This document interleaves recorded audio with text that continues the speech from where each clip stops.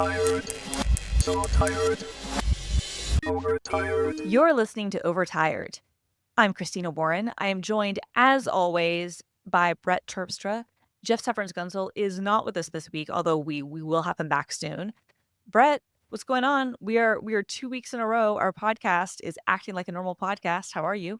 Right? And we have sponsors lined up for the foreseeable future, by which I mean like a month. But Hey, like this could be for some period of time a regular podcast. Which, how long have we been doing this? like 11 or 12 years. Yeah, with some extended breaks in there, but Definitely some extended every breaks. once in a while we get into a groove. Hey, look, we were on a groove for like 2 years. We were like We in a were. really good place. But no, we're in a groove. And it's awesome that we have sponsors, and we hope we can be more consistent. I don't know. It's good for me to have like routine. So I'm glad to be back and recording with you. I'm really excited next week. So here's the story, and I won't tell the whole story next week because I'll tell it this week. But I am on these lists for like Penguin and Random House, and they send me galley copies of books as if I'm like a bookstore or a book reviewer or something. And I don't know how I got Amazing. on these lists, but yeah, I'll take free books. I'll take free like pre-pressed books. That's cool. Absolutely. And I got this one called Two Truths and a Lie. And it's a cyberpunk, like Gibson-esque, not like Yes. modern good. cyberpunk. It's like Gibson, like Mona Lisa Overdrive era Gibson style cyberpunk.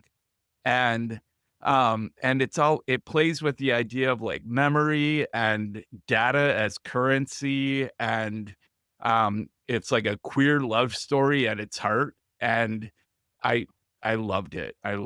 And the agent that sent me the book got us an interview with the author. So next week we'll get to talk to him. And I don't know if you guys got copies. Yes. But you're under no pressure to read them because I've read the whole thing twice. So like I can lead the interview. But if you've read any of it, then you can chime in on plot points and whatnot. So as of the time that we are recording this, I've read about half of it, and I really cool. actually enjoyed it. So I will have read the whole thing by next week. Oh, sweet. That's awesome. Yeah. No, I mean, I sometimes get sent things randomly. I used to be on lists, but I haven't been in a while. I don't know how you got on the list, but I'm like jealous of you for it.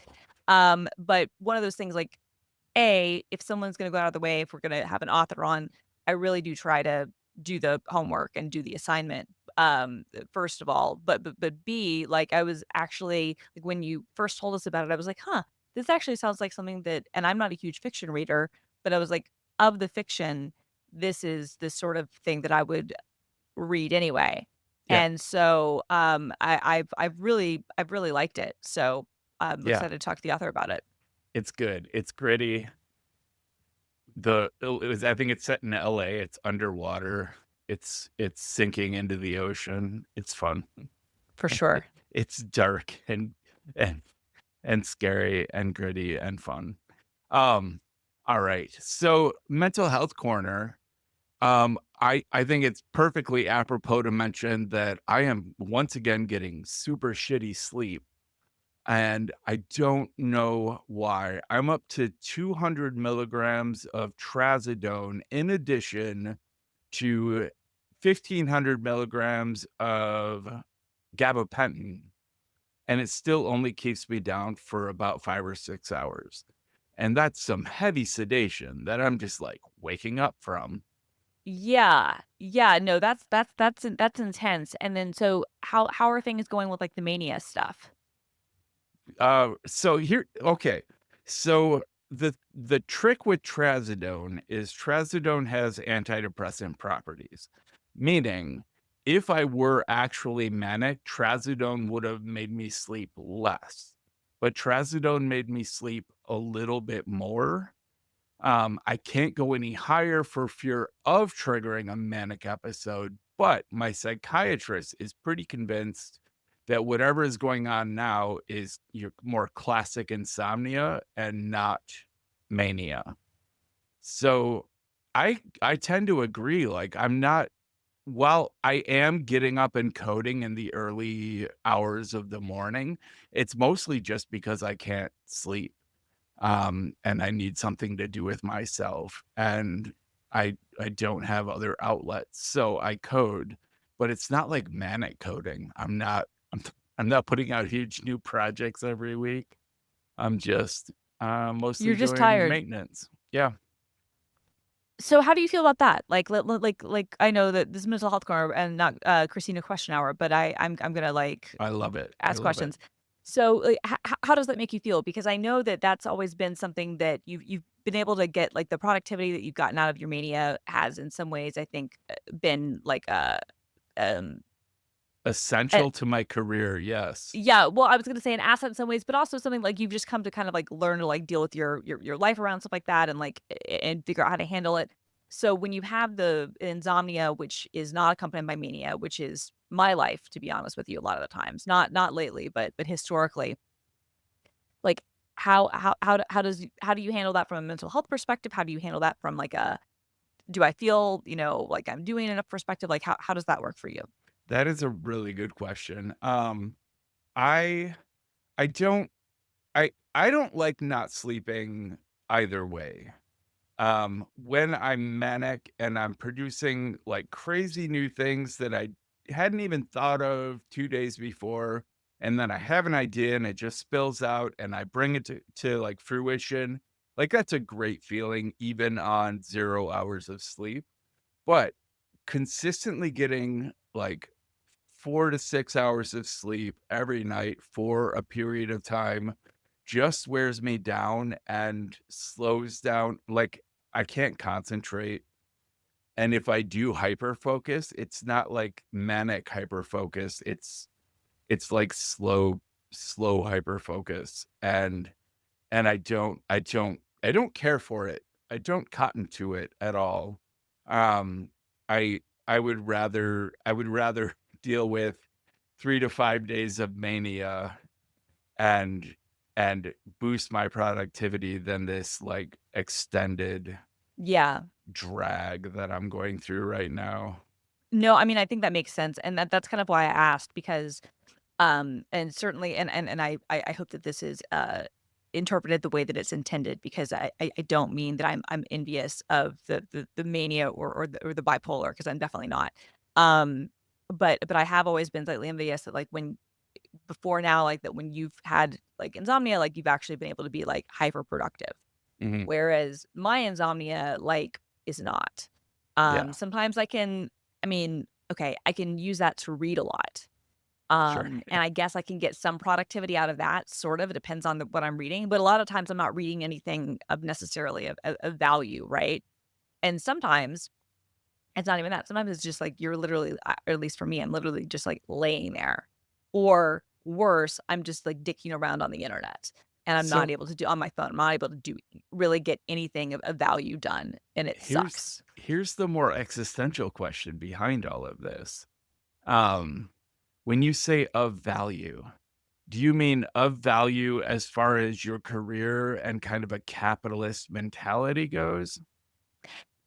Yes and no. So yeah, that is definitely part of it. But then there's also a thing where I'm like, I'm not even necessarily reading like what I would call quality literature. Okay. Like, you know what I mean? Like or Yeah, quality so anything. Like I'm going yeah, down like, rabbit you're holes of kinda, like, internet. filling time really and I'm not I'm going to rabbit holes of internet bullshit that might make yeah. for a good anecdote on a podcast episode at some point because someone needs to know the history of something bizarre and people are like, "How the hell do you know this?" And this is It how does I know happen. this. It does happen quite a lot. And people always ask like, "How do you know all this shit?" Well, the real answer is that, I have a really good memory, but the real answer is, if I have 4 hours to kill in a night and I'm not able to sleep, I'm reading stupid shit on the internet or watching stupid videos. And so and like to me, I'm like, okay, well, why don't you watch good television shows? Why don't you read good like literature, right? Or whatever.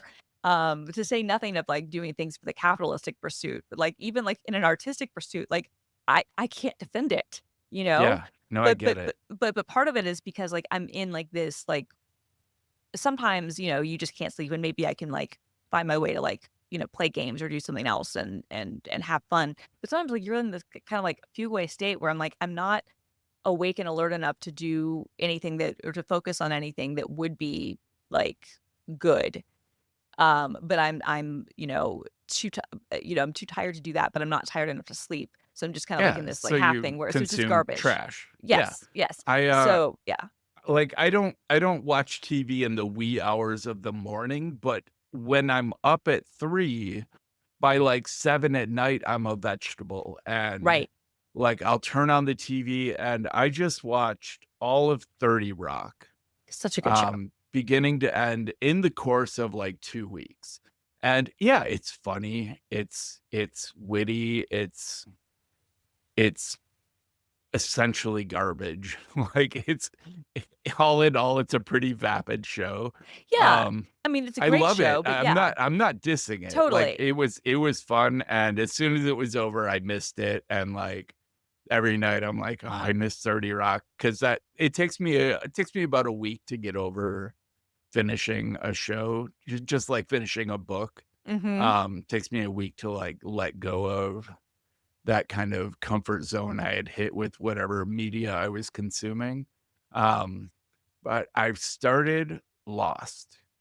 And this is Okay. still mental health corner, but I Yep. have started like I found Lost infinitely frustrating and very disappointing the first time I saw it. Yeah. Now, And I haven't did you I- watch it? Was that like 20 years ago? when it was on, yes. Okay. Okay. And I haven't watched it since then. So now I'm going at it with like fresh eyes, and I assume I'm still gonna be disappointed. I am prepared for that. But Yeah. I do remember it being a really It was fun so ride good. up Well, until then. and I know this is still mental health corner, but like this is sort of interesting. So show that I've been watching a lot that came back a few weeks ago is, and I don't know, I can't remember if we've talked about it or not, is Yellow Jackets, Oh, yeah, which yeah, is yeah, we have which talked about it. I right. haven't And seen it, though. okay, so it's back on Paramount Plus, and like the first 5 episodes have aired, so like half the season has aired, and some people are pretty meh on it, and some people like it. I like this season so far more than I liked season two, but but I've had to go into this show, especially like there was because of the writers' strike and the actors' strike. There was like it's basically been 2 years since it's been on, and so like a lot of fans have had a lot of time to think about the show, and it's very clear, in my opinion, that the fans have put a lot more thought into the show than the writers have. And I don't mean that as a slight against the writers, but the writers made the disservice, I think, of telling everybody, well, it's kind of like Lost, but unlike Lost, we have a whole 5-year game plan. We have everything figured out. And as soon as they said that the first season, I was like, you're fucking liars. You're fucking liars, because that's exactly what Lost said. That is exactly what Damon Lindelof said and J.J. Abrams. They're like, we have the whole thing planned out. They did not have it planned out, reader. They No, did they did not. not. And so I already was a little bit hesitant on that. And then the decisions they're making on Yellow Jackets, some of them I think are good, some of them are questionable. But it's having kind of those Lost vibes to the point where I'm like, okay, this could go either way. But and I really wanted to get a fourth season, but I already feel like the feedback from some of the normies on Reddit, not the lesbians on Twitter, two very different demographics. The lesbians on Twitter are having the time of their lives. The normies on Reddit are That's fair. not. Um, but like, and the people on TikTok have never watched television before and don't understand, the whole point of an anti-hero. But I digress. But like, but it's definitely getting into that Lost vein where you're like, okay, the ride is really good, but I'm having almost like Lost PTSD because I'm like, yeah, it's really good until it's not. Game of Thrones was kind of like that Right. too, Yep. right? Yep. Like Game of Exactly. Thrones was I think in some ways even more disappointing than Lost because like it was going so well for so long, and then we were just like, what the fuck, you guys? Right.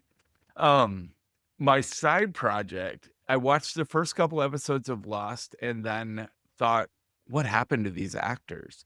And I Yep. started like IMDbing, and Oh, it's such a obviously, curse. Evangeline Lilly went on to like be the Wasp in Ant-Man and the Wasp.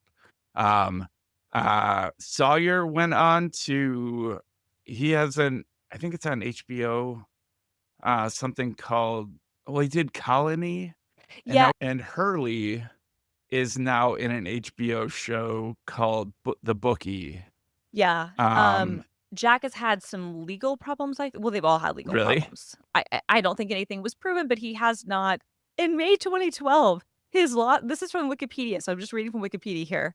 His Lost co-star Dominic Monaghan tweeted about Fox. He beats women, not isolated incidents, often. Oh, Jesus Christ. Okay. So That's gonna taint my viewing of this show. I mean, and who knows? He was never charged with anything, but he has not done anything since.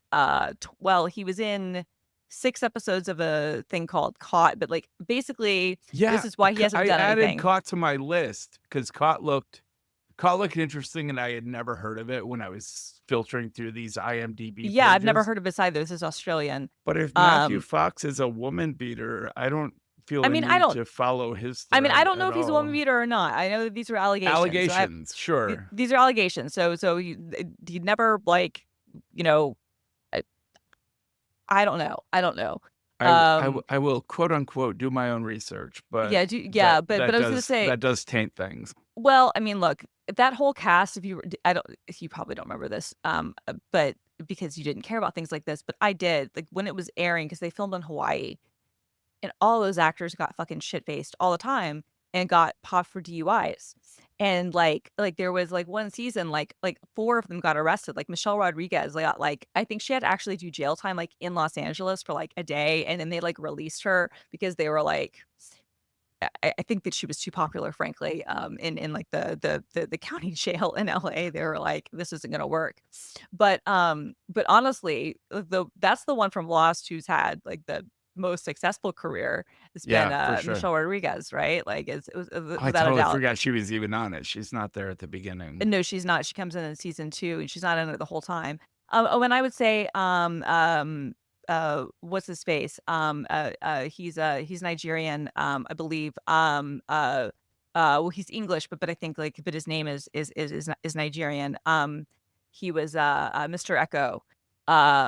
He's I been haven't gotten that far. I don't remember this. he was in all because there were multiple members from the series Oz who were actors on it, and Okay. those people have all gone on to like continue to work. But yeah, but that's a fun thing for your where are they now? While we're on a slight media diversion here, Yes.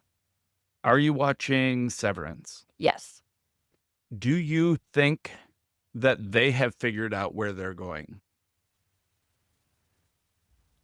Yes. Do Yes. you? I feel I more need them to have figured it out. I actually okay, I know this seems weird. I feel like I trust Ben Stiller. Yeah, that's not weird. Ben Stiller's actually kind of weirdly a genius.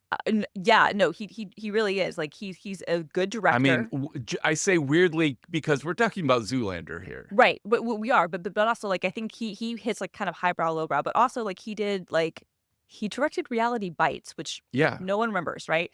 That he was the one who directed that. The Ben Stiller Show was fantastic. Cable Guy was a weird movie, and was probably not the right movie to come out of that time because that was when Jim Carrey was peak Jim Carrey, and then you release this really weird black dark comedy that is not at all what you expect from a Jim Carrey movie in 1997, and it doesn't do super well, but it's an interesting film, right? Like Zoolander is ridiculous, like other things ridiculous, but then you have like Tropic Thunder, which is one of the best movies. I just watched Tropic Thunder a couple weeks ago. It's one of the best movies really of the 21st century. I will fucking say it genuinely. I think Tropic Thunder is one. I think Robert Downey Jr.'s performance. I think Tom Cruise's performance. Like I think the whole thing like works. So he's a weirdo. He's funny, but he's also like very like smart and cerebral. And so I don't know. I weirdly I feel like I trust Ben Stiller. No, I really want to believe that. Like it keeps they're asking a lot of questions still, the way Lost was. Like, Yep. Lost was just constantly asking questions and then occasionally answering one. And I feel like Severance is asking a lot of questions, like fucking goats, right? Like, or is this ever gonna make sense? Is this gonna be a polar bear situation? Right. Like, are we gonna get some kind of satisfaction on the goats? Like, just things like that worry me. But like the fact that they do have like a great set of writers, um, and while every episode tends to be directed by someone different, they do seem to be following a script, to Yes. some extent. Well, So what was here's what's interesting. Fuck it. I'll use this as part of my mental health corner because I've been self medicating with like media. So on Fridays, Severance and Yellow Jackets come out, and like I enjoy them both. But like Yellow Jackets, the first season, I would have put in the closer to like prestige TV category. And I would have been like, this is a show that like is kind of a bonkers premise. And so the premise for anybody who is unfamiliar is that in 1996, like a high school girls soccer team is on their way to from New Jersey, is on their way to the national competition in Seattle, and their plane crashes in the middle of the Canadian wilderness, and they have to deal with it. And it's kind of like a female Lord of the Flies. And then at the same time, 25 years later in 2021, which now it's 2025, but like that timeline has progressed much more slowly. So we don't really know what year it is in the future. But 25 years later, some of the survivors are like living their lives and are trying to deal with things when people come back and are like reminding us of like this is what you did. And then more things are revealed in kind of like a dual timeline perspective. And the first season I thought was just, and I still stand by, I thought was like incredible television, like incredibly well done. And I would put it like in the prestige, light prestige category, right? Like not the sure. highs of like the mid 2010s TV, but like certainly really good. Like not Succession, but like a step above what else was on. And it was nominated for a number of Emmys and whatnot.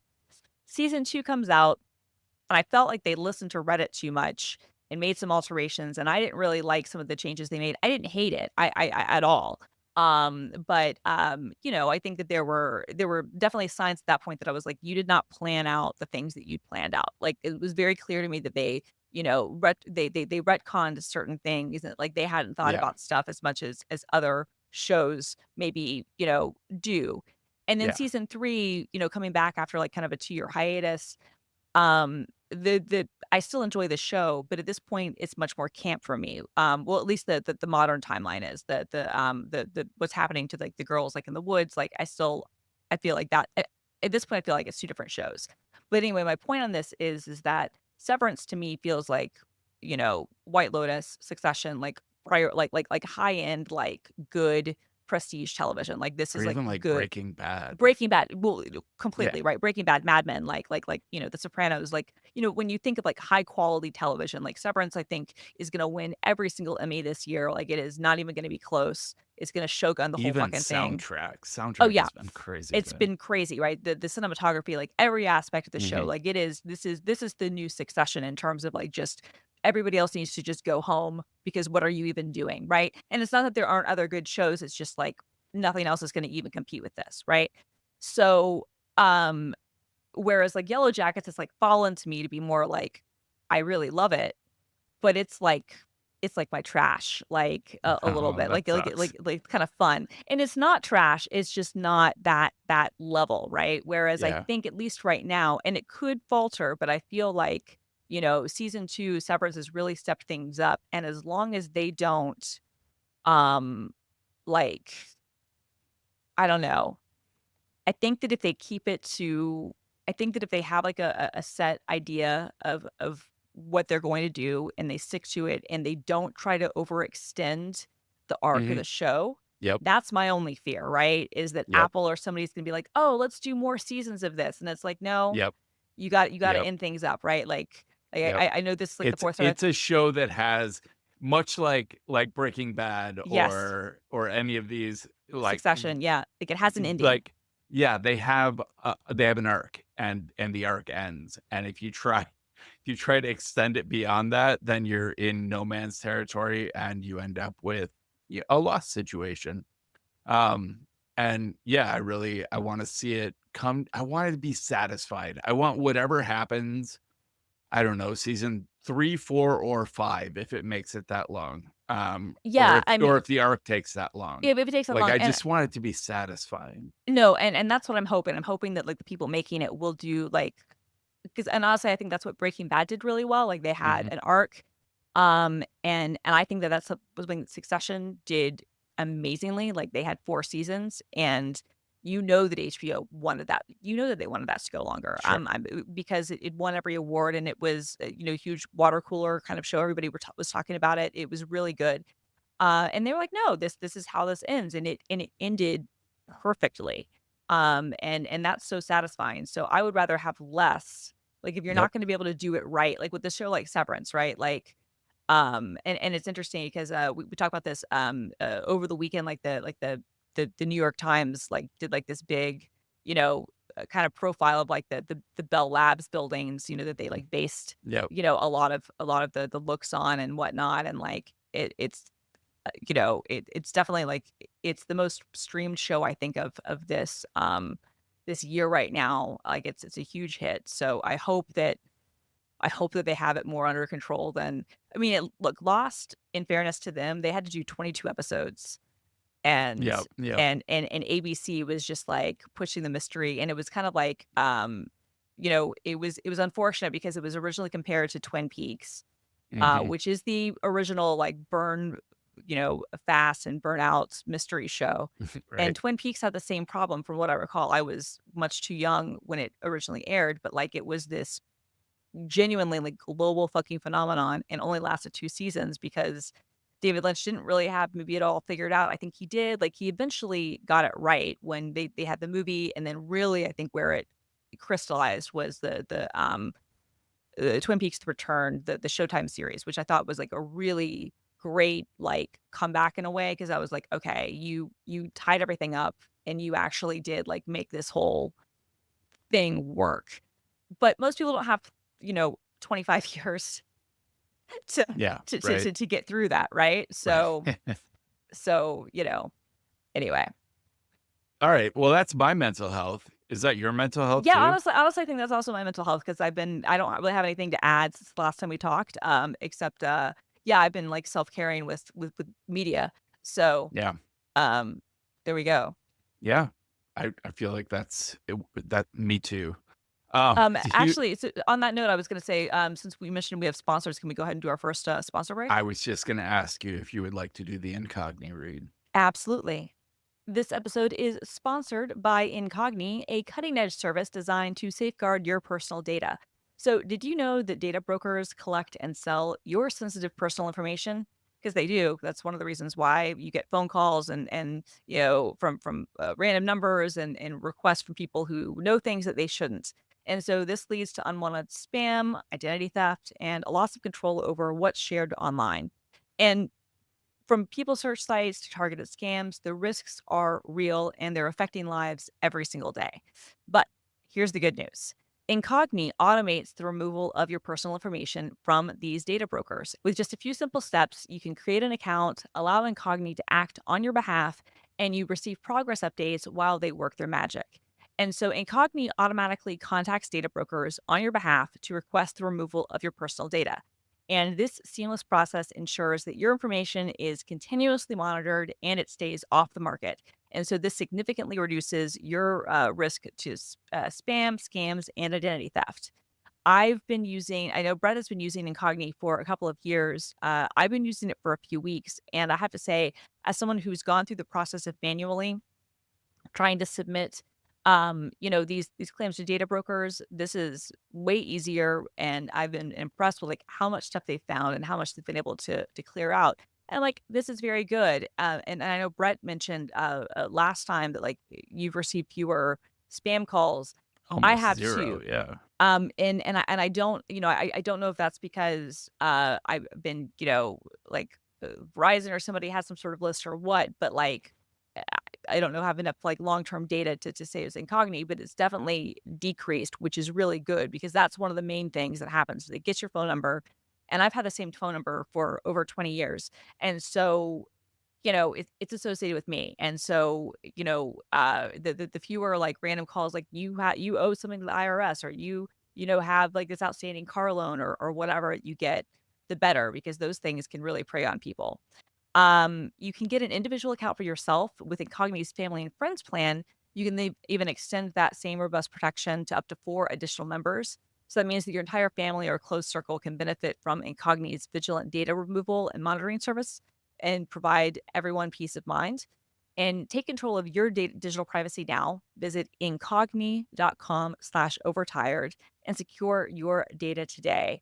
You can sign up and enjoy a 30-day money-back guarantee, protect your privacy with Incogni, and experience peace of mind knowing your personal information is safe. Take your personal data back with Incogni. Use the code OVERTIRED at the link in the show notes, or visit incogni.com/overtired and get 60% off the annual plan.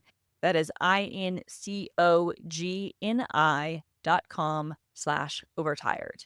Incogni.com/overtired. Thank you, Incogni. Very well done. Nice job. I'm going to save our second sponsor for closer to our gratitude segment. Yes. Because it's going to tie in really well there. Sure is. So real quick, this doesn't Yes. have to be a big segment. I put out a new version of Mark this week, Nice. which Talk is about the it. first time in it's been at least a year since I've released an update, and I put out a version that can now. So one of the big requests was incorporating Mermaid.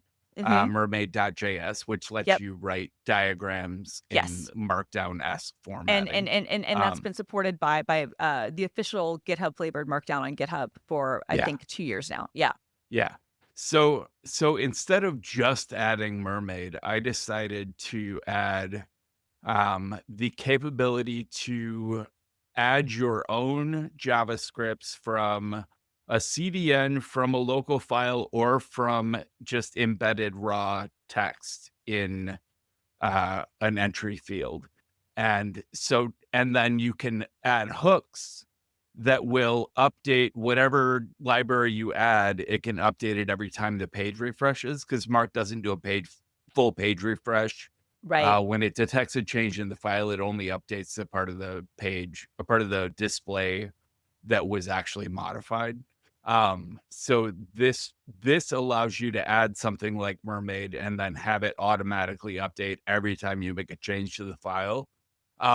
And it's going to open the door to solving a dozen support requests in one fell swoop.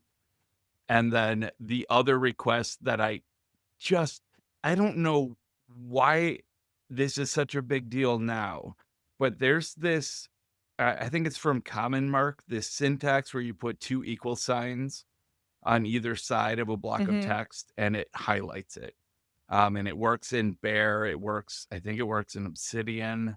It just became this like accepted standard. And suddenly I was getting all of these customer complaints that like, I just wasted $14 because all I needed to do is display my highlights. And I'm like, this isn't part of Markdown. Right. Like this isn't part of any official spec. So cut me some slack. But I went ahead and I just figured out, I added support for equals marks and tilde deletion and single tilde underscores. The single tilde underscores you can enable separately because those conflict with multi-markdown subscript. Right. That's what I was That's what I was remembering, because I remember like multi-markdown like does subscript differently. Yeah. Yeah. So you had the option to override multi-markdown handling of tildes. But anyway. Well, that's awesome. I was gonna say, so like I know that like because is Common Mark even are people even actively still like adding to that spec, or was this one of those things that just a lot of people? It looks like the last time they updated anything on the spec was 2024. But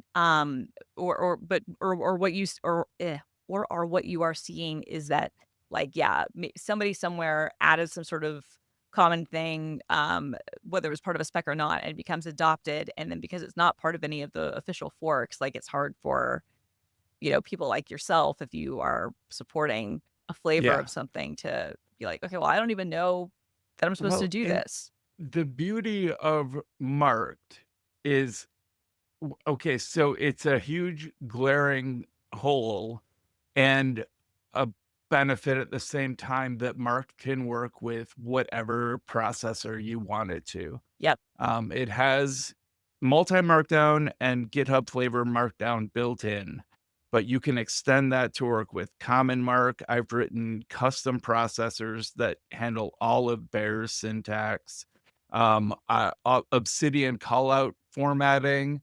Like, you can make it work with all of that if Yep. you're willing to kind of get into the nitty gritty a little bit. Right.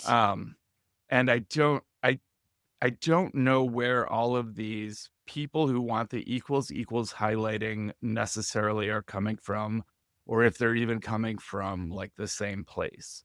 I do know, like, I've been really into DevonThink lately, Mm-hmm. and you can highlight text in DevonThink using critic markup syntax for highlights, which is curly bracket or equals and then equals curly bracket.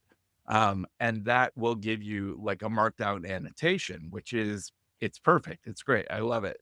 But it's different. Like, everyone seems to have a different implementation. I wish critic markup had gotten more widely used personally. Yeah, But I was gonna say it's hard because, like, I guess this was the initial idea behind, Common Mark, which I think was kind of hurt by its initial name, and that whole thing, which we don't need to relitigate, which was a bad move. But like, it is one of those things where, like, you had this syntax, which is incredibly popular and like so successful because of its simplicity, because it was literally designed for one thing. And then as everybody has started to expand into areas, like, if we're being honest, like, highlighting is not really a thing that you should necessarily be wanting from a tool called Markdown, right? But like, that doesn't mean you couldn't have a different thing that uses a similar spec that could do that, right? But like, as right, everybody's extended this stuff, it makes it really hard for people like you who are trying to adhere to a spec. And yeah, you can bring your own processor, but even in that case, like, you would need to know, like, for something like highlighting or something which is different, you would need to like have a way of rendering that, um, beyond just like whatever, processor they're using, so that you can display it, correctly in the app. yep. Like, you need to still be aware of, like, okay, well, what things are out there, and is there something else I need to support? But that's awesome that you brought it, and that the bring your own JavaScript thing seems really cool too. It should prove useful. I don't think the vast majority of marked users will need it. But man, if I lose my job, I'm switching Mark to subscription. And I'll lose a lot of customers. I have customers that I've had for 15 years now, that have never paid a dime after their initial purchase, back when Mark cost like $4. Right. No, And totally. I No. still support them, and I'll lose a bunch of them if I switch to Eh, subscription. But I think well, it still makes a couple grand a month in sales, and I think if I could turn that into more recurring revenue, no. I I could I do I I okay. I think if you could do like a $3 or $4 a month subscription, you know, Yeah. as well as an annual plan that might be like a discounted thing. Like, Yeah. I think that there are. $3 a month. If I got 20% of my current user base to switch to $3 a month, I could actually probably quit my job. Mhm. I And mean, I I feel would have like. to cut back, but I could survive. Right. But I feel like, well, and not only that, but you might even be able to like dedicate like more resources towards Mhm. upkeep, right? Like, if you were able to do it that way, like if that became like your Well, and that, focus. like, with NV Ultra, we're definitely going subscription. Right. Like, that's been built in from the From the beginning, beginning. and Yes. And that's part of what's holding up release right now is getting fucking StoreKit version 1 to function properly. So you guys With are going to go in the App Store. Yeah. Our initial release will be App Store, and then hopefully soon followed by direct, probably. Well, so Setapp is working on a store where they can sell individual licenses that don't require a Setapp subscription. So they're looking at kind of taking a piece of the pie from Paddle, from Spring, whatever. Right. What's it? Something Spring? Yeah. Oh, Something Spring. Yeah, I know what you're talking about. Yeah, because Koji. All these like Koji's dead. It's a Koji's something else now. yeah, but that is now, that domain is now a search engine, but it was, or it was Kagi, Right. Okay, that's what I was thinking of, yeah, I think. yeah, now it's a search engine. They just bought the domain, but yeah, that's dead. Digital River got shut down. Spring, I know what you're talking about, but like Paddle is obviously one of the big ones for Yeah. and then what's the other one other than Paddle?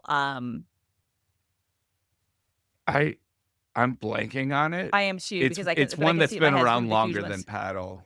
Yeah, I was gonna say, because it's one that I have like a ton of stuff with. Yeah. Yeah. So yeah. But Um yeah, so Setapp is looking to take a piece of that pie.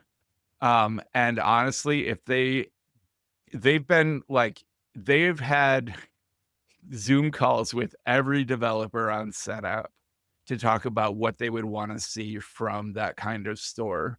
And they're taking all of that feedback and trying to make something that is actually good for developers, which is pretty exciting. Not that Paddle is bad. I no. have enjoyed using Paddle, and I like purchasing through Paddle. Like, it's very seamless. It works great. All of my licenses are easy to retrieve. I enjoy Paddle, but if Setapp can do the same thing and I also want to sell through Yes. Setapp, then it becomes my one-stop shop, and that's where I'm gonna publish software. And it was Fast Spring. So It was Fast Spring we were trying Fast to think Spring, of. yeah, that was that was the one. So anyway, like, I definitely, with NV Ultra subscription for sure, we're looking at, basically $36 a year for a full license, and then an unlock price that is equivalent to maybe 3 to 5 years worth of free updates.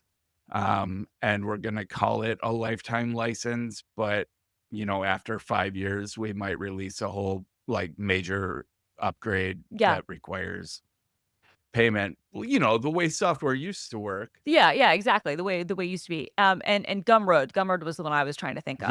Yes. Okay. Gumroad is not as old as Paddle, I was gonna say but Gumroad is newer than Paddle, but it's been I've used that one more in recent g- years than I use, at least as an end user. I have more things what on I my like Gumroad. about Gumroad is they make it really easy to do pay what you want Yeah. or pay what you can kind of pricing. And I like when I go to buy a piece of software that the developer has said, this is $3, but they give me an empty field.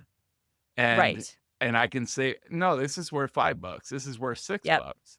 And I've This is definitely worth done that. $20. Yeah, me too. Like, I almost always upsell myself on those because I can afford it. And I know what it's like to put out a truly useful piece of software that gets undervalued, or like where the developer undervalues their own work. Mhm. And Totally. yeah, I'll help out Yeah, with no, that. I vibe with that too. So yeah, I'm glad that Setapp is getting into that space, because I think that's a great opportunity for them. I think the subscription stuff is great, but there are times when you're like, no, actually, I would like to be able to just buy this, like outright. And maybe Yeah, you're in instances where a subscription doesn't work. Like if you're on a corporate laptop or something, maybe they don't, maybe they have right. requirements about how licenses work. You know what I mean? There are just all kinds of options there. And it does make sense too, since they've have the Setapp App Store in the EU. Um, I don't know what the status of that is now, but I know that they were working on having their own app store. for iOS in the EU. And so, if they're already having to invest in that kind of infrastructure, you might as well expand it. Oh, like a side-loaded app Yeah, store? yeah. I know that's. I know they were. I don't know Because if it's launched for them or not, but I know that they they were. I know they sell were looking at it. if you have a Setapp subscription and an app on Setapp has an iOS Yes, companion, correct. like, you No, can what I'm use your talking about. Setapp login to Yes, get it, no, but yes. That's not what I'm talking about. And I don't know what the status of this is, but I know that last year when the EU announced that like Apple would have to accept third-party app stores, that Setapp was like, we will make a third-party app store in the EU that will have, apps that you might not be able to get otherwise, or apps that people might want to sell through an alternative way, similar to what the Delta guys have done with their app store yeah. for the Delta emulator. Although that is available officially in the App Store as well, but there are other apps that aren't.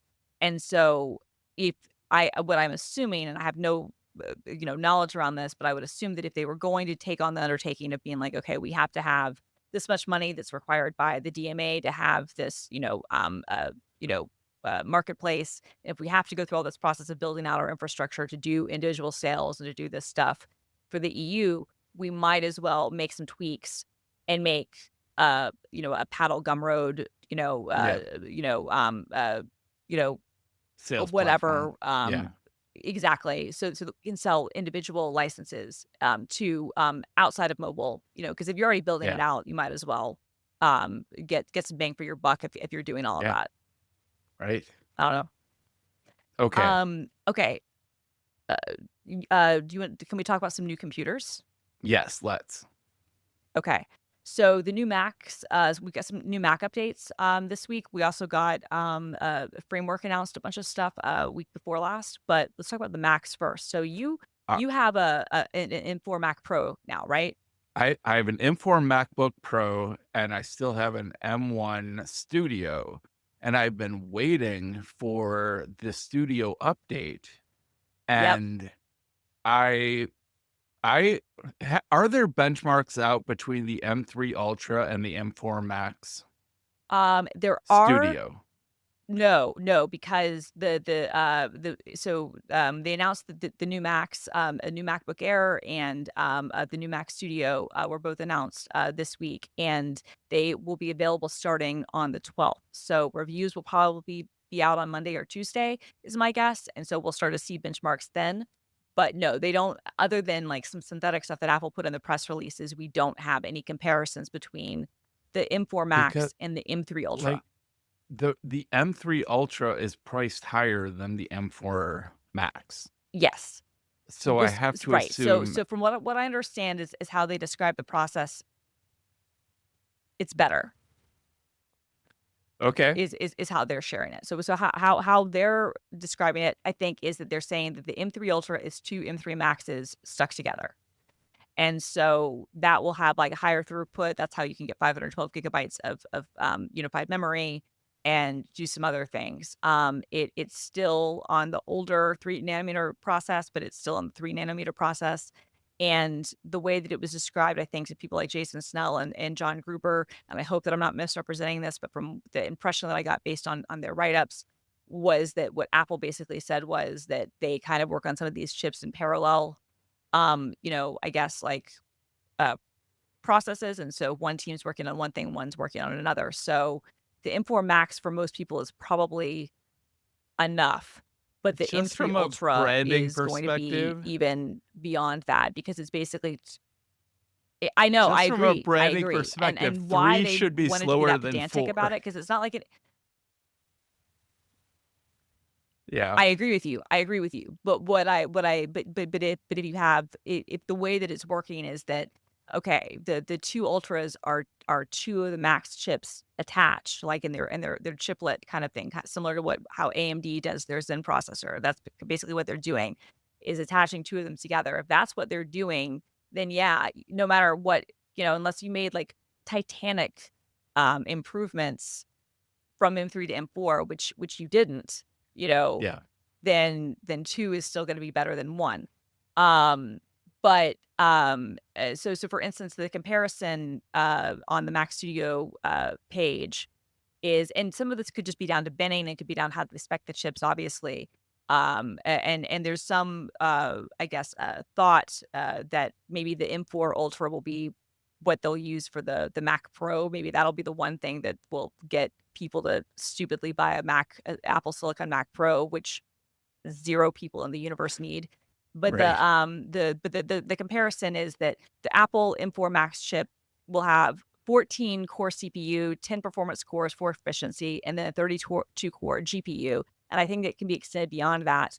But whereas where the M3 Ultra starts, it's a 28 core CPU with 20 performance and 8 efficiency. So it's twice the number of cores, Yeah. and then a 60 core GPU. So, and then the neural engine is double as well. And then the big thing is the memory bandwidth goes from 410 gigabytes per second memory bandwidth to 819. Damn. So you're literally are talking, even if it's almost exactly, and so you can configure these all the way up to 32 core, 80 core GPU for the Ultra versus 16 core, 40 core GPU on the Max. So it's double, but it also costs twice as much. Yeah. So I agree with you though. From a branding perspective, it's nuts. It's like So no one's gonna know, but I'm looking forward to the benchmarks because these look like these will be good machines. yeah, I can get 800 trade-in for my M1 Studio. And even with that, I can't justify, in addition to my M4 MacBook Pro, I can't justify buying another $4,000 machine right now. Right. So my thing is, No. if we get NV Ultra out and it makes some decent money for me, then I'll buy a new Studio. But for right now, the combination of an M1 Yeah. Studio and an M4 MacBook Pro, I have everything I need. I shouldn't even be looking, but I priced it out I was gonna anyway. say, I think you're perfect. No.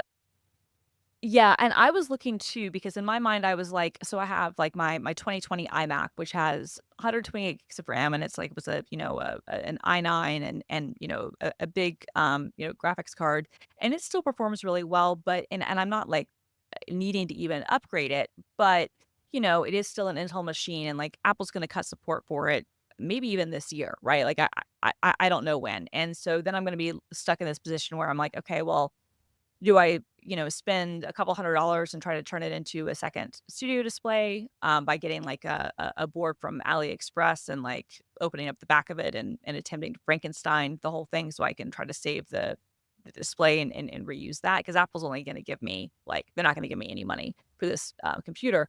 Certainly not what it's worth. Do I keep it around, as like a Linux kind of machine or something like what do I do with this?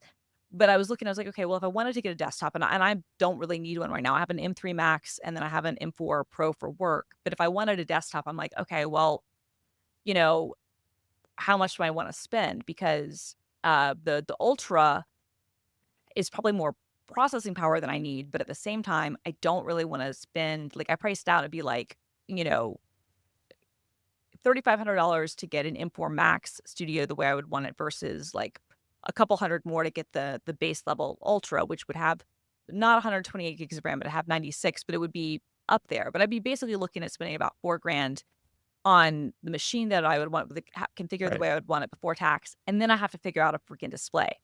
So, which means that which makes me just miss the 27-inch iMac. But I'm looking. I don't really need anything right now. I'm waiting for the benchmarks just to see. From me, and what's interesting is that my use case with this, it's interesting to me that Apple still hasn't leaned into this because this is obviously the core market for this product is like local LLM stuff. Like that's where you get the benefit from this much memory. Like that the Yeah. only people who are going to benefit from 512 gigabytes of unified memory are people who are doing local LLMs. This is not a thing Sure. for even like, because honestly, if you're having better integrated like graphics things, like still for a lot of visual effects houses, maybe Pixar and people like that could use some of these things, but everybody else, but I think they're using like a custom version of Linux for RenderMan. Most of those people are going to be better off with just like, customized GPUs and Yeah. workstations. So I feel like the main market for this would be like local LLM development, and that would certainly be what I would be interested in playing with it on, right? Would be doing that.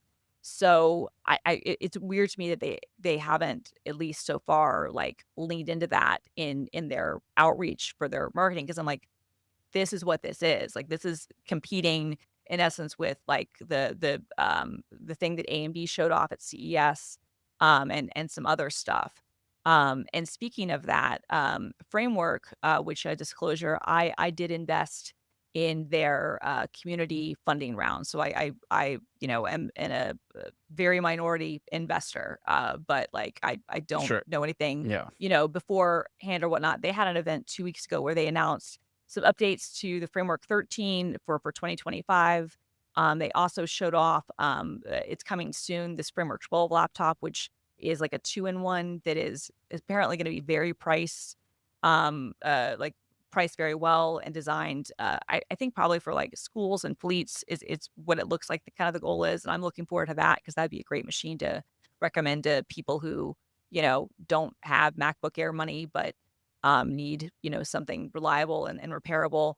But the big thing that they announced, and I did pre-order one, was this thing called the Framework Desktop, and it's kind of a mini PC, um, but it is based on a new system on a chip from AMD called the code name is the Strix Halo, and that is actually a laptop chip.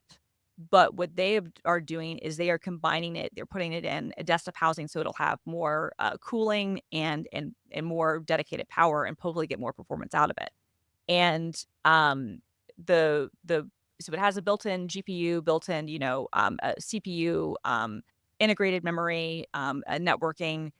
The downside of this means that whereas with most framework products, you can upgrade everything. They worked with AMD on this, and they were like, can we upgrade the RAM? Can we make the RAM upgradable? And they just weren't able to make it work. AMD did actually investigate it, and they're open to that potentially, I guess, maybe for future revisions. But the way that the whole thing was designed, they were not able to. You would only get some of the benefits of the memory if it was actually integrated and soldered in. So that sucks from that perspective. But I feel like that's an even trade off. That's just a design of the chip, and they decided to Sure. go forward with it anyway. You can still put in some add-in cards that doesn't have full PCI, like that doesn't have a bunch of PCI express lanes, but you can, put in two M.2 SSDs of your own, unlike what you can do, on a Mac Studio or a Mac Mini. And they say the integrated graphics is probably about equal to like a 4060 mobile processor, so it can do decent enough, graphics. But the real thing is that these chips have been really, I think, set for doing like local LLM type of work, machine learning and whatnot. And so, but here's where it gets interesting. This is the pricing. So the completely maxed out model with so it has 3 GHz base clock, and so this is 16 core, 32 threads, has the integrated graphics. It has 128 gigs of memory for $2,000. Wow. So I pre-ordered one. I am sure that the Mac Studio will trounce it, but I'm very I would be equally convinced that I bet that if they've designed these things so you could conceivably have like a rack of them working together. So I bet if you had two of those, I don't know if two of them together would be trounced. You see what I'm saying? Yeah. So Yeah. I don't know. I pre-ordered one. It'll be out like Q3. So summer, I guess. We'll see. But like I'm sure the Apple Silicon is significantly ahead of where AMD is, but that's another thing I think for folks, at least if you're looking for LLM sort of stuff, the framework desktop and other companies are also going to be apparently making mini PCs based off of this AMD chipset, and I think that's interesting for local work. So because for me, $2,000, like I did the pre-order, you only had to put like $100 down. I was like, that's cool. I'll bring my own storage. And, I got like the type of fan I wanted, and you can customize some cute stuff like for the way they've made like kind of the mini case. It's like only 4.5 liters. So it's bigger than a Mac Mini or a Mac Studio, but it's still pretty tiny. It's like that's fine for a local machine. And then of course, like the following week, the Mac Studios are announced. And I'm like, damn, well, that would be a really good local LLM machine. But 128 gigs of RAM, which is going to matter a lot more, at least for me and for my purposes. If I'm running Olama anyway, I kind of don't care as much about the operating system. Sure. I mean, like, obviously, I love Mac OS, but if what I'm doing is doing local model stuff and it kind of doesn't matter, then, I feel like even if the cores on Apple are going to be better, that RAM is what you really want. And, 120 gigs of RAM for $2,000. I'm like, okay, well, that might be the ticket. Yeah. Well, I look forward to your review when you get the actual machine. Yeah. We'll do a follow-up on We'll this. do a follow-up. Speaking of follow-up, Yeah. and I know we've been going for a while, we probably need to go to Graphics 2, but I did want to hear an update because you got your 8-bit I did. hand machine. How is that? I forgot how hard like Super Nintendo games are. Yeah. Like And they're the better than Nintendo controllers, games. right? But still, like even like just Super Mario Brothers, like I'm so used to way more responsive Yep. machines, and it, it's a little frustrating, but like playing, there's some cool variations of Tetris on it that are fun. I got into a motocross game. There's thousands of games on this. We're talking about the all 8-bit. I can't remember what they call it, but it's like a game station. Yeah. It's an emulator that has at least 15 different consoles built in, from like Commodore 64. Yeah. Somebody up took retro through through like probably like through PlayStation. PlayStation, yeah.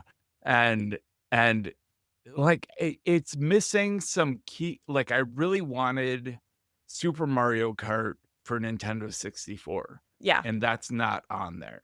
And I don't know why that's not on there.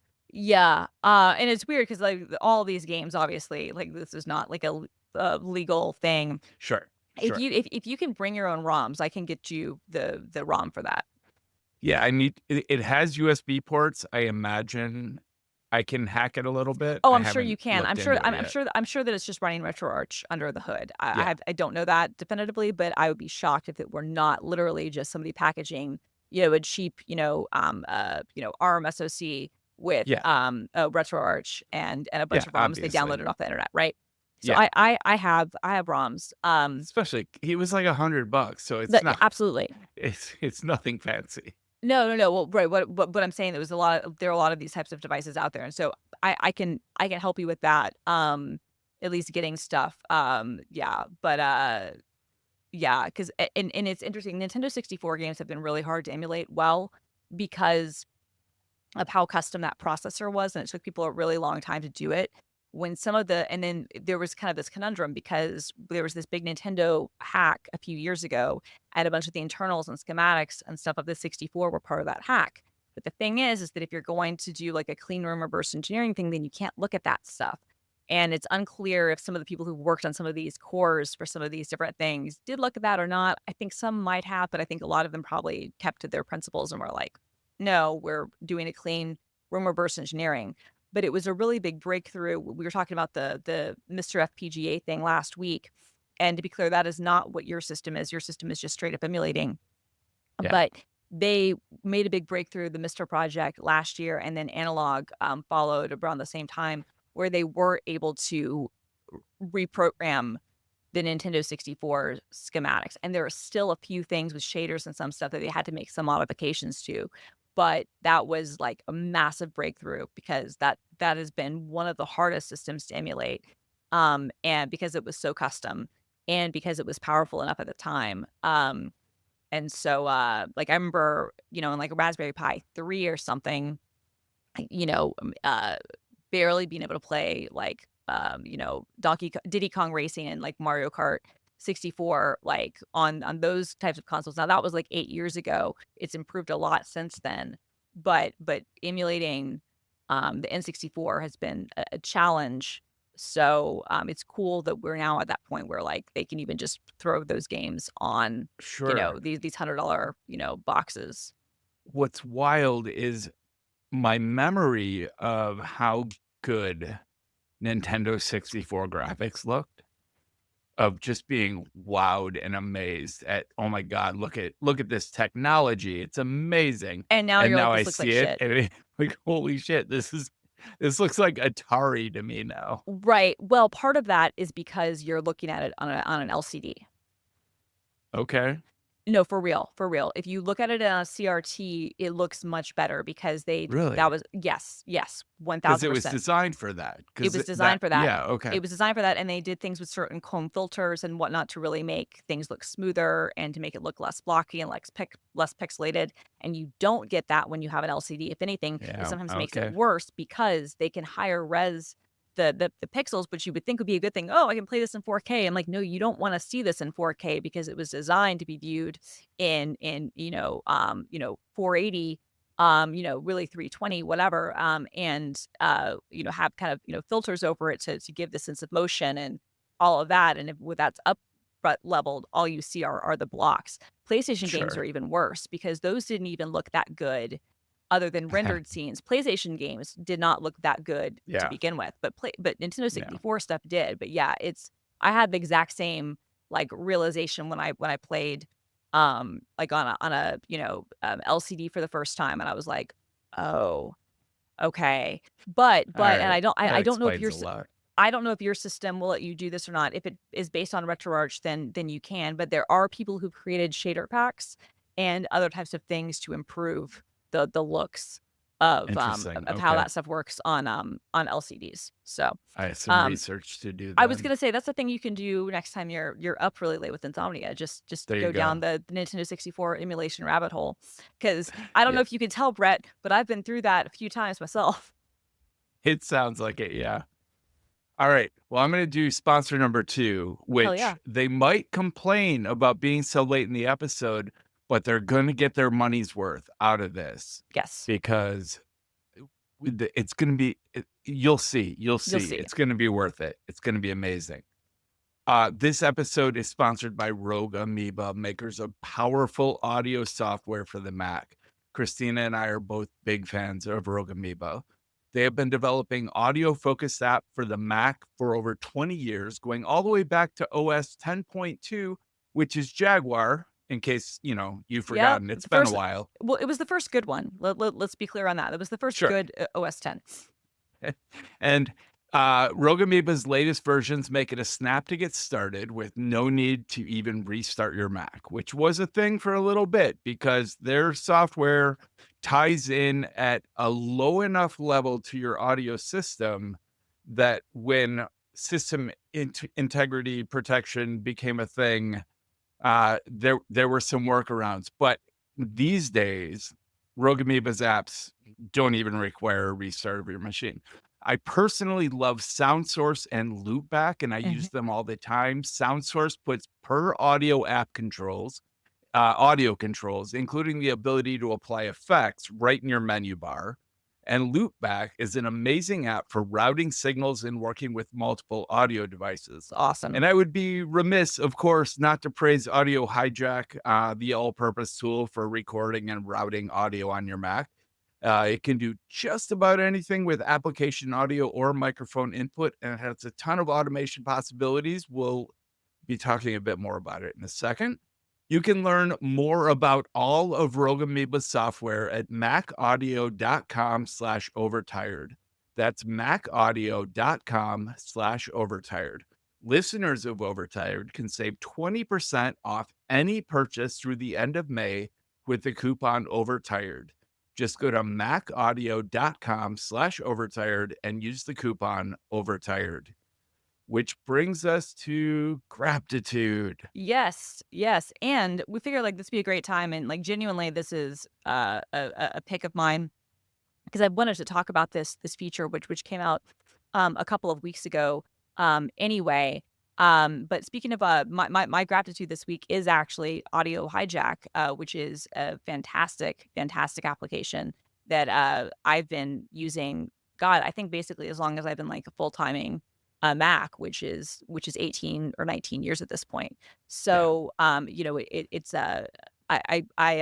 we use a different recording process for Overtired at this point.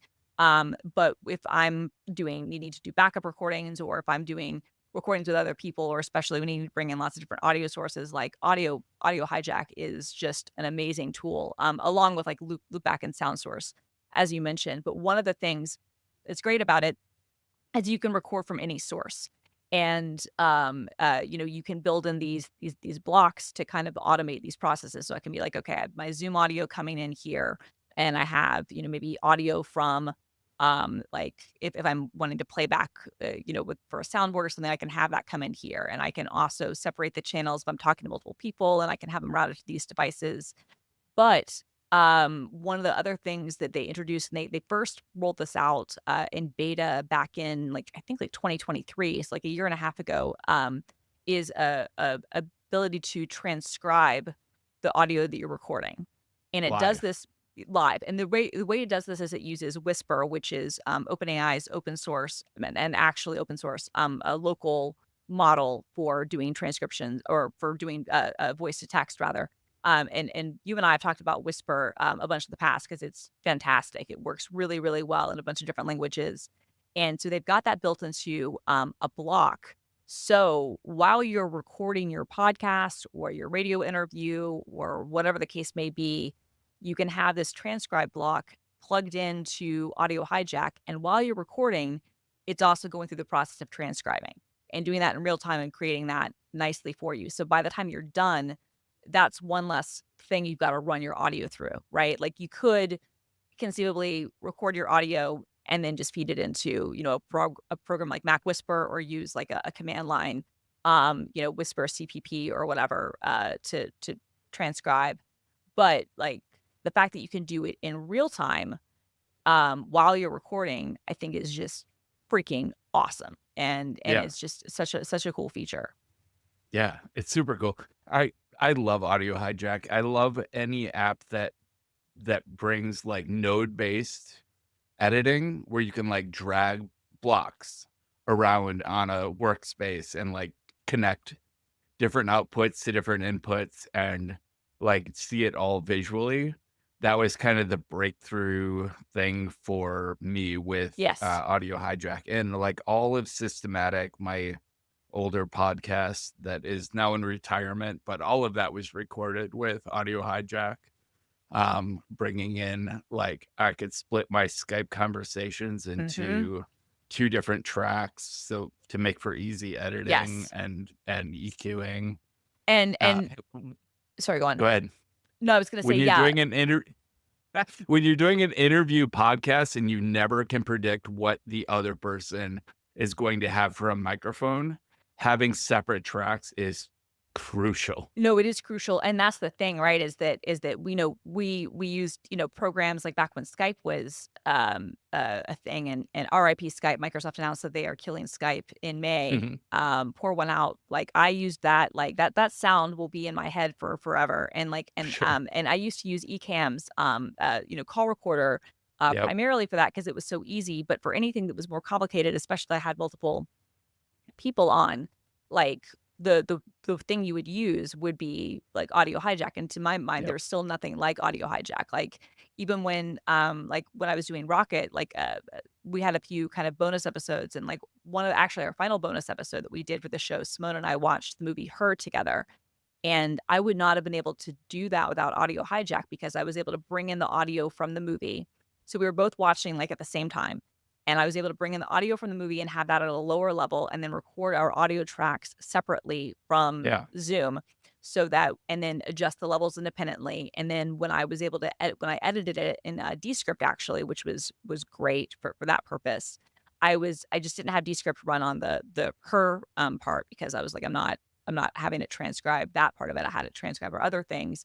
I was able to, adjust the timeline, and then, lower in my editing things, make the volume lower. But this was all stuff like I couldn't have done without something like Audio Hijack. Like Yep. it would not have been possible. Like it really is, your software ultimate, what's the term, I guess, like recording deck or mixer or whatever, right? Like obviously Yeah. having a separate hardware mixer is great too, and it works with that. But like this is a way that you can do so many things. And I like you, like I think the way that they visually lay out how the bricks work, like the blocks look, like that just helps my mind like feel like, oh, okay, now I know Yep. what's going on, and I think it's Yeah. brilliant. But yeah, Yep. so my pick is Audio Hijack, and I uh, been a huge fan of all of their products and have been a Rogue Amoeba fan like for like they're one of the original to me like Mac, Yep. companies. Yep. Yep. For sure. And my secondary pick for today would be Loopback. Yeah, It Loopback has is a also more great. limited audience.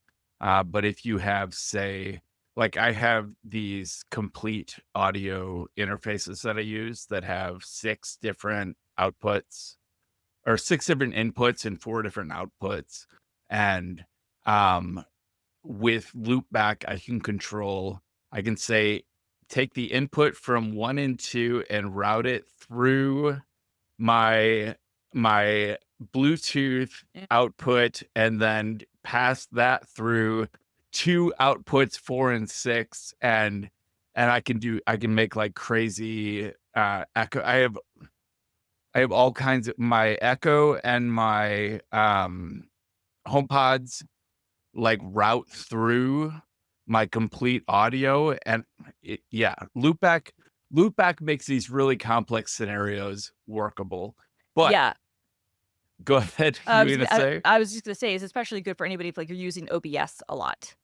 Oh, sure. Like Yep. if you're streaming, if you're using OBS, something like Loopback, Sound Source too, but Loopback especially is be really, really useful if you're, dealing with like I have my streaming machine and I have my broadcast machine. Like, Yep.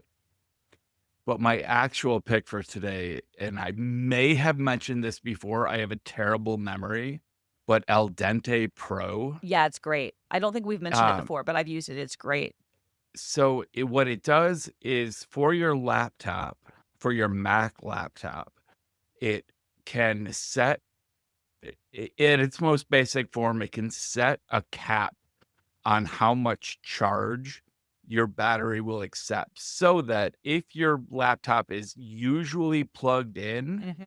you can set, say, a 70% cap so that it'll never charge to 100%, which is bad for the battery to Yep, leave it plugged in at and charged at 100% for a 100%. long Yeah. period. Yep. So, like, my MacBook Pro is always at 70%, and then when it unplugs, it drains, and then it charges back up to 70%.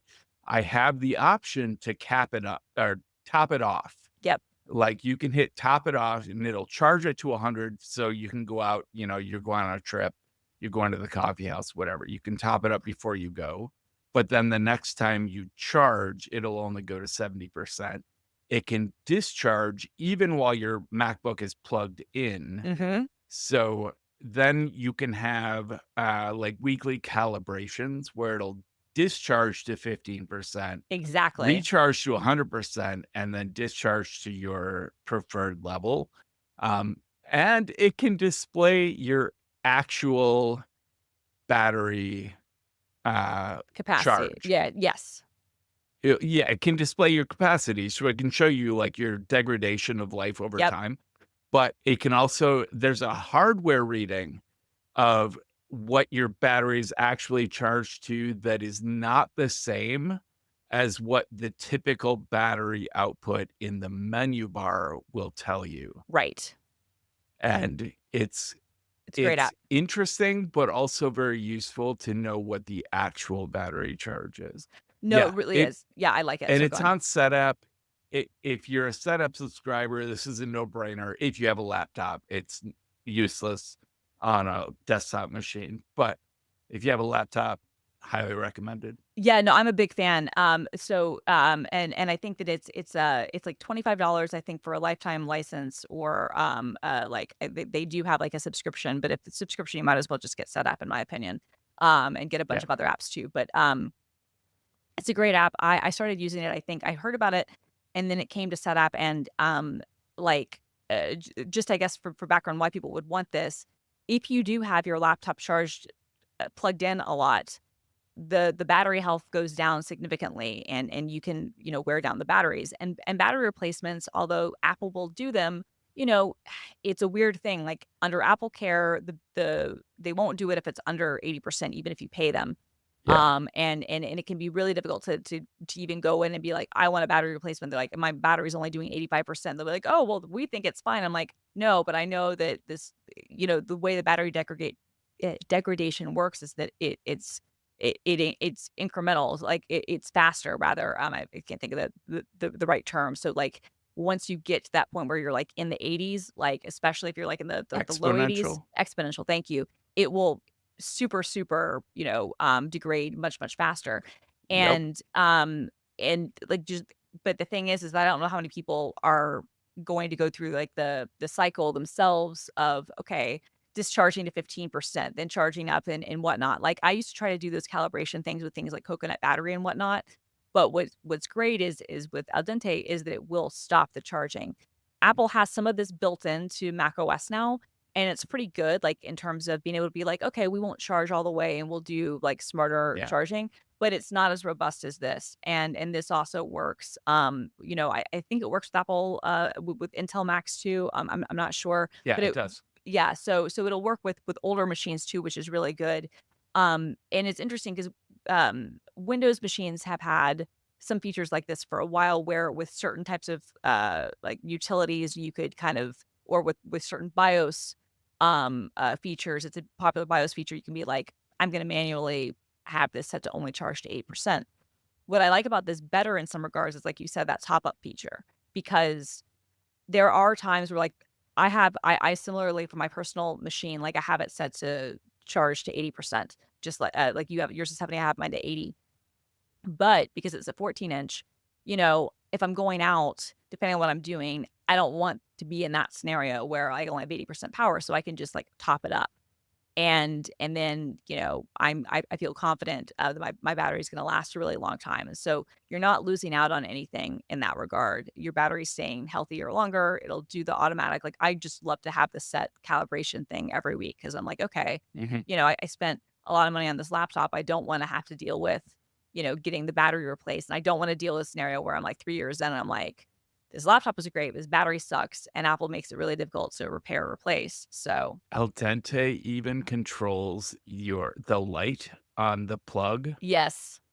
So, like, when it's discharging while you're plugged in, it flashes orange, and then when it hits your cap, which for me is 70%, it turns green to show it's fully charged, even though it's not.